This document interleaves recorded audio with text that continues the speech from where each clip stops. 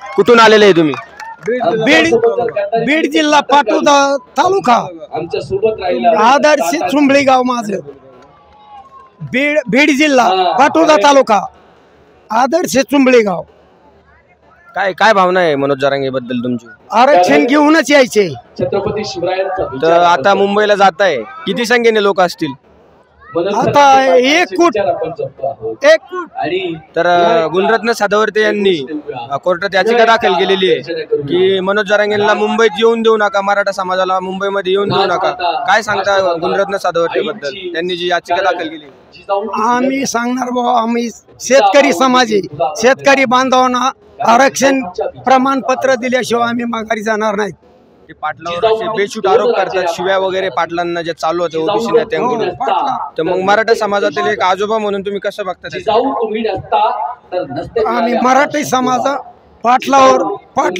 पाटील आमचे नातू असल्या कारणाने आम्ही त्यांच्या पाठीशी 100% जे विरोध करताय त्यांना काय सांगाल तुम्ही तुमच्या शब्दात? मराठ्यांची पाठीशी साथ देतो. कारण जिजाऊंचा वारसा आहे आणि म्हणून तर जे आता मुंबईच्या संख्येने जात आहे, एवढ्या संख्येने, तर गुणरत्न सातवते असतील, छगन भुजबळ असतील, हे वेळोवेळी आरोप करताय मनोज जरांगे पाटलांवर. तर एक काय सांगाल तुम्ही त्याबद्दल? आरक्षण पाहिजे आम्हाला, बाकीचं काहीच नको. नाही, ते विरोध करताय. आरक्षणाचा मुद्दा हा वेगळा राहिलाय. आरक्षणाचा लढा हा सरकार विरोधात आहे तुमचा, परंतु हे जे ओबीसी नेते आहे हे खुल्ला विरोध करताय. बाकीचं आम्हाला काहीच नको. आमचं 100पैकी 100 आम्हाला फक्त मागणी जी आमची आहे. तुम्ही कोण कोण आलेलं इथं? कोण कोण आलेलं आहे? आम्ही दोघच भाऊ आले. म्हणजे दोघं सख्खे भाऊ तुम्ही? तुम्ही काय सांगता? काय नाही, माझा बाप्पू चांगू गोंदकर, राहणार चुंबळी, तालुका पाटोदा, जिल्हा बीड, आणि केवळ आरक्षणामुळे आलेला मी शेतकरी माणूस. तर आता मनोज जरांगे पाटलावर जो आरोप होतोय, तर ते आरोप करताय मुंबईत येऊन नाही द्यायचं असं या भाषेत बोलताय. मग त्यांचं ऐकायला कोण मोकळा आहे? ते काही बोलते, आम्ही ऐकून घेणार नाही. आरक्षण म्हणजे आरक्षण, आम्ही आरक्षणच घेणार. मला महिना गेला तरी चालेल, 2 महिने जाऊ द्या. तर आता जे विरोध करताय छगन भुजबळ असतील, छगन भुजबळ आणि ते काय त्यांच्याकडून आपण मागणी मागायची आरक्षण.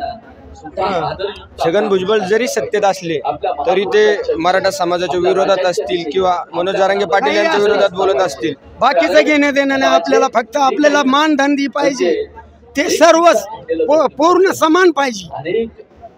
पाटलांना मागे बाया नाचवल्या, या ज्या गोष्टी झाल्या होत्या, तुम्ही पण त्याच वयाचे आहात. ते आजोबांनी जे आरोप केले होते ते पण त्याच वयाचे, तुमच्याच एक वयाचे येत आहे, तुम्ही एक समान वयाचे.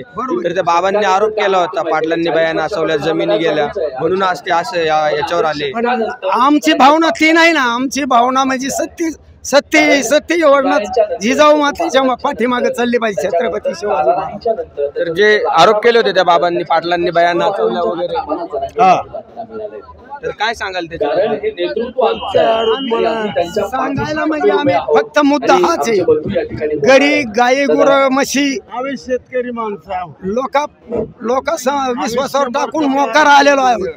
आम्ही पायंदळी चालत आहे, पायी चालतो. दोघं तुम्ही सख्खे भाऊ आहात का? भाऊ.